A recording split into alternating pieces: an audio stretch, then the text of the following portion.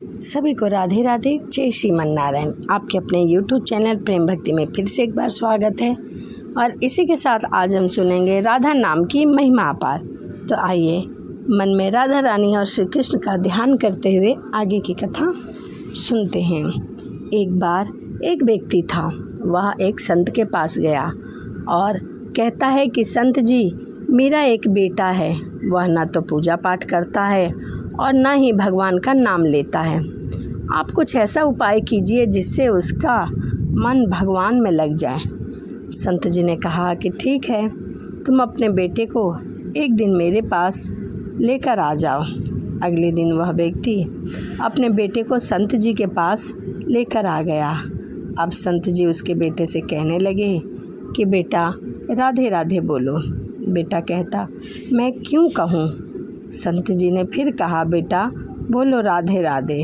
वह इसी तरह से मना रहे थे और अंत तक उसने यही कहा कि मैं क्यों कहूँ राधे राधे।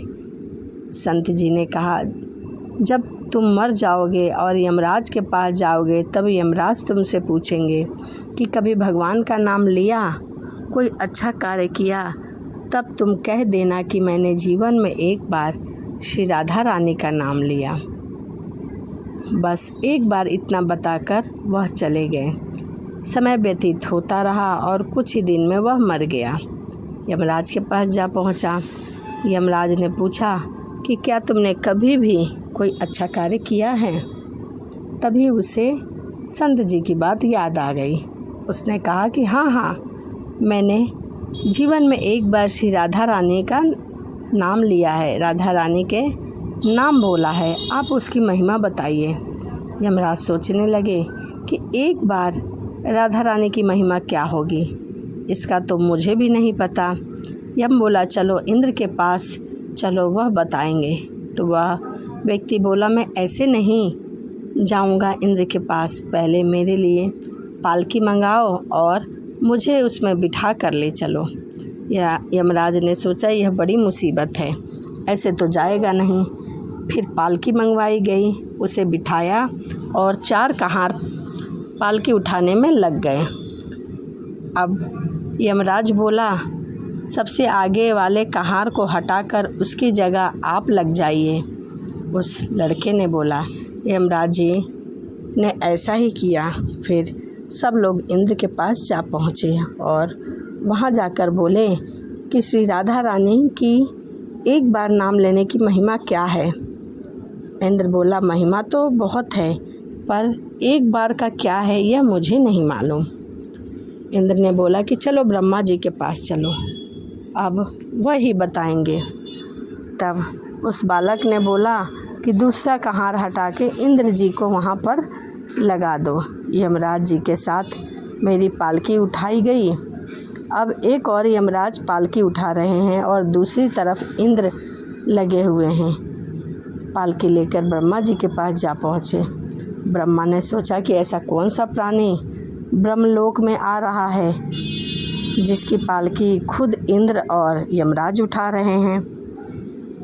पालकी ब्रह्मा जी के पास पहुंची और ब्रह्मा जी से पूछा गया कि क्या श्री राधा रानी के एक बार नाम लेने की महिमा पता है आपको।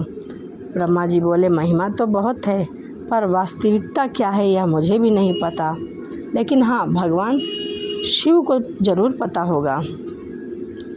फिर ब्रह्मा जी भी तीसरे कहार की जगह लग गए। उसकी और पालकी को कैलाश पर्वत पर ले जाया गया।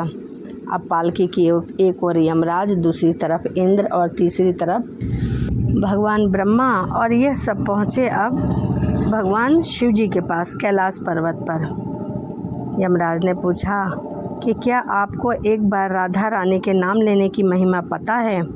तब भगवान शिव ने कहा कि नहीं। तब वह चारों चले भगवान विष्णु जी के पास। अब एक तरफ इंद्र यमराज लगे हुए थे और दूसरी तरफ भगवान शिव और ब्रह्मा पालकी का भार संभाल रहे थे। इनकी पालकी को स्वयं मृत्यु का राजा यमराज, स्वर्ग का राजा इंद्र, ब्रह्मलोक का राजा ब्रह्मा और कैलाश पर बैठे साक्षात भगवान शिव ने उठाया। इससे बड़ी महिमा क्या होगी।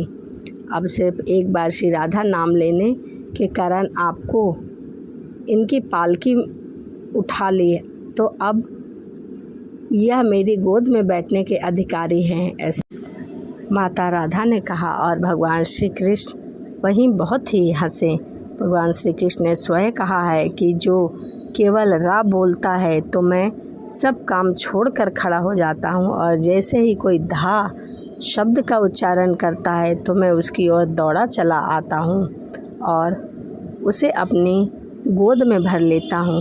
तो यह राधा नाम की महिमा क्या है, इसके अपार सुख क्या है, राधा नाम लेने से कौन सा पुण्य मिलता है, यह सब मैंने बताया। वीडियो कैसी लगी आपको कमेंट ज़रूर करिएगा।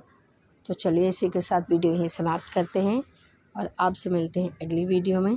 सभी को राधे राधे, जय श्रीमन नारायण, हरे कृष्णा।